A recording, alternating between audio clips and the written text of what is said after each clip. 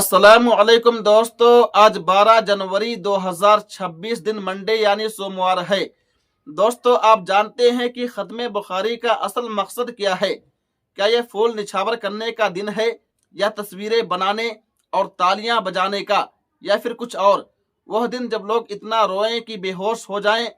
दारुल उलूम देवबंद के सबसे बड़े स्टेज से हज़रत मौलाना सैयद अरशद मदनी साहब ने ऐसी बात कही जिसने हजारों दिलों को हिला दिया। आखिर उन्होंने क्यों कहा, अयन कुसुद्दीन वाना हय्युन?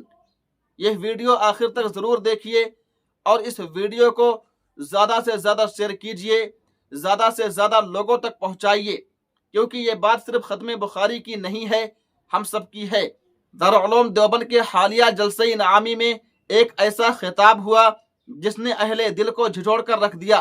सदर मुदर्रिसीन दारुल उलूम देवबंद हज़रत मौलाना सैयद अरशद मदनी साहब दामद बरकातहुम ने ख़त्म बुखारी की असल रूह पर निहायत दो टोक और दर्द मंदाना गुफ्तगू फरमाई। हजरत ने वाज़ेह अल्फाज में फरमाया कि ख़त्म बुखारी का मौका फूल डालने, तस्वीरें बनाने और नुमाइश का नहीं है, बल्कि रोने, झुकने और अपने दिलों की इस्लाह का मौका है।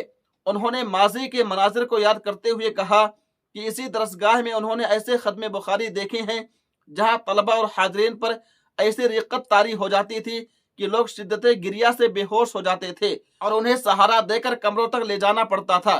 मदनी साहब ने इस बात पर सख्त तशवीश का इजहार किया कि आज बाज़ ऐसे तरीके अपनाए जा रहे हैं जो अकाबिर देवबंद के मिजाज और तरीके के खिलाफ हैं। उन्होंने साफ कहा कि दारुल उलूम देवबंद की बका, अजमत और वक़ार उसी वक्त तक बाकी रह सकता है जब तक यह इदारा अपने अकाबिर के तय करदा रास्ते पर कायम रहे। इसी मौके पर हज़रत मौलाना अरशद मदनी साहब ने खलीफे अव्वल हज़रत अबू बकर सिद्दीक़ रज़ियल्लाहु अन्हु का कौल नकल किया, अयन कुसुद्दीन वाना हय्युन। इसका तर्जमा है, क्या दीन में कमी हो और मैं जिंदा रहूं?